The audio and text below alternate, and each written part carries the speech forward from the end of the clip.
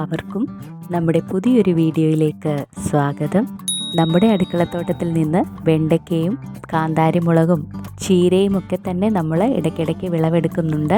3-4 ചുവട് പച്ചച്ചീര നമുക്കുണ്ട്. അത് നമ്മൾ ഇടയ്ക്കിടയ്ക്ക് കട്ട് ചെയ്ത് അതിൻ്റെ തണ്ടുകളും ഇലകളും ഉപയോഗപ്പെടുത്താറുണ്ട്. നല്ല വെയിലുള്ള സ്ഥലത്ത് നിലത്താണ് പച്ചച്ചീര നട്ട് വളർത്തിയിരിക്കുന്നതെങ്കിൽ നമുക്ക് ഇതുപോലെ നന്നായി വിളവെടുക്കുവാനായിട്ട് സാധിക്കും. അതിന് മറ്റ് വളങ്ങളൊന്നും ചെയ്തില്ലെങ്കിൽ കൂടിയും നന്നായിട്ടുള്ള വിളവ് തന്നെ നമുക്ക് ലഭിക്കും. ഇടയ്ക്ക് ചാണകപ്പൊടി ഇട്ട് കൊടുക്കുകയാണെങ്കിൽ നല്ലതാണ്. 2 നേരവും നമ്മൾ വെള്ളം ഒഴിച്ചു കൊടുക്കുവാനും ശ്രദ്ധിക്കുക. അങ്ങനെ നമ്മുടെ അടുക്കളത്തോട്ടത്തിൽ നിന്ന് നമ്മൾ വിളവെടുത്ത പച്ചച്ചീര കൊണ്ട് നമ്മൾ ഉച്ചയ്ക്ക് ഊണിന് തോരൻ തയ്യാറാക്കി. നമ്മുടെ പച്ചക്കറി ചെടികളിൽ പൂക്കൾ ഉണ്ടായി വരുമ്പോൾ തന്നെ അതിൽ വിവിധ ഇനം ഉറുമ്പുകളുടെ ശല്യമുണ്ടാവാറുണ്ട്. ഉറുമ്പുകളെ തുരത്താനായി നമുക്കൊരു കെണി തയ്യാറാക്കാം.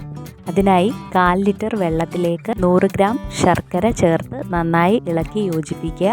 അതിനുശേഷം ഒരു പിടി തുളസിയിലയുടെ നീരും കൂടെ ഈ ലായനിയിലേക്ക് ചേർത്ത് നന്നായി ഇളക്കി യോജിപ്പിച്ചെടുക്കാം. ഈ ലായനി നമുക്ക് അരിച്ചെടുത്ത ശേഷം വിവിധ ബോട്ടിലുകളിലേക്ക് മാറ്റി നമ്മുടെ പച്ചക്കറി തോട്ടത്തിലെ വിവിധ സ്ഥലങ്ങളിൽ നമുക്കിത് കെട്ടി ഇടാവുന്നതാണ്.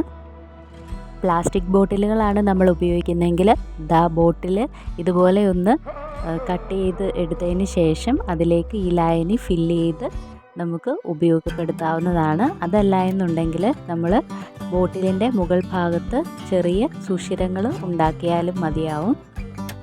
വിവിധ ഇനത്തിലുള്ള ഉറുമ്പുകൾ നമ്മുടെ പച്ചക്കറി ചെടികളിൽ വരുന്ന കീടങ്ങളെ ചെടികളിലേക്ക് മുഴുവൻ വ്യാപിപ്പിക്കുന്നതിൽ പ്രധാന പങ്ക് വഹിക്കുന്നുണ്ട്. അതിനെ നിയന്ത്രിക്കാൻ ഇത് വളരെയധികം സഹായകരമാണ്.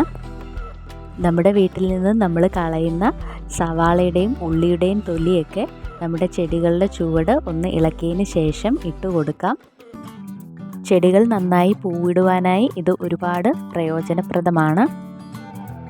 നമ്മുടെ എല്ലാ പച്ചക്കറി ചെടികൾക്കും ഈ വളം ഇട്ട് കൊടുക്കാവുന്നതാണ്. നമ്മുടെ അടുക്കളകളിൽ നിന്നും പുറന്തള്ളപ്പെടുന്ന മാലിന്യങ്ങളും നമുക്ക് പച്ചക്കറി കൃഷിക്കായി ഉപയോഗപ്പെടുത്താവുന്നതാണ്.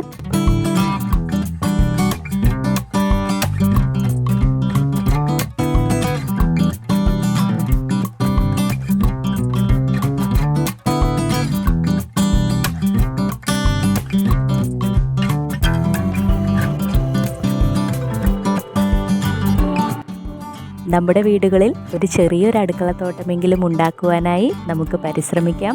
പുതിയൊരു വീഡിയോയുമായി വീണ്ടും കാണുന്നത് വരെ എല്ലാവർക്കും നമസ്കാരം.